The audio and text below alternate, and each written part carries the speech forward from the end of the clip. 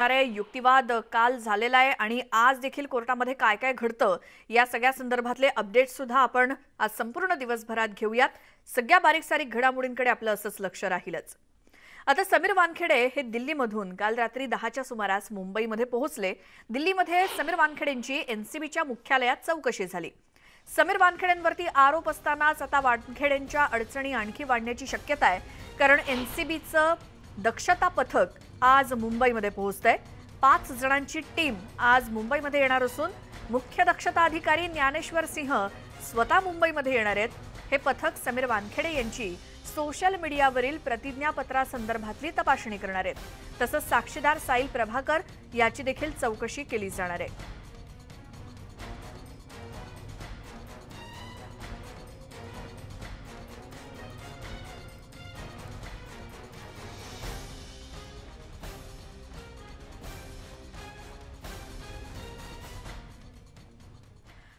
राज्याचे अल्पसंख्याक मंत्री नवाब मलिक यांनी राज्याचे मुख्यमंत्री उद्धव ठाकरे आणि गृहमंत्र्यांची भेट घेतली आणि यावेळी एनसीबीच्या कारवाया म्हणजे हा फिल्म इंडस्ट्रीला बदनाम करण्याचा डाव असल्याचं नवाब मलिक म्हणाले।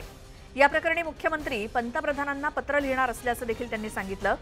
तर दुसरीकडे पंचांनी धक्कादायक प्रकार समोर आणल्यानं क्रूज पार्टी प्रकरणाची एसआयटी चौकशी व्हावी अशी मागणी मलिकांनी गृहमंत्र्यांकडे केली आहे।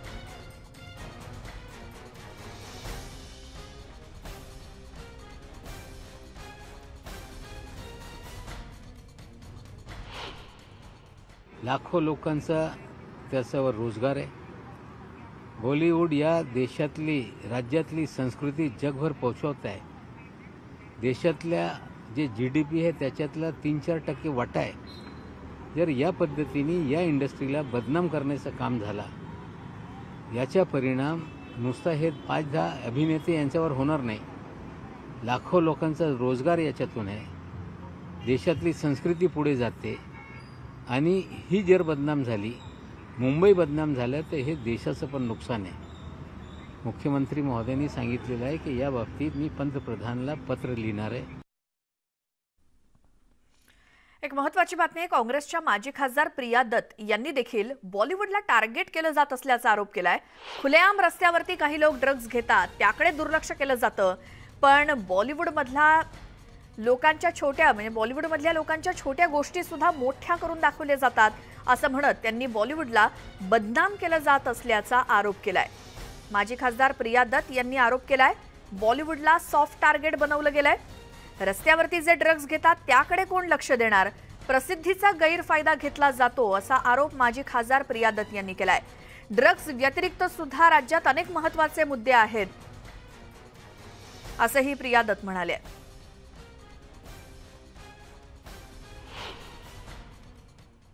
Bollywood has become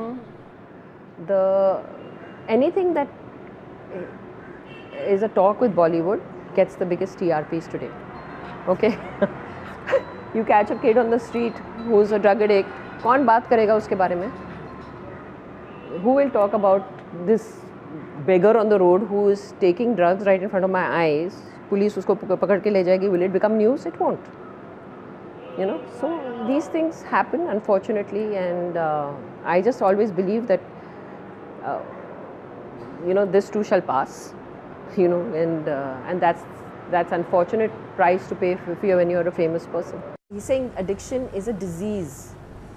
It's not crime. A person is a victim if he's like and he needs to be treated. How many rehab centers do we have in our country? Okay. What are we doing for that? In Punjab, you have seen every second person in a family is an addict. What are we doing for that?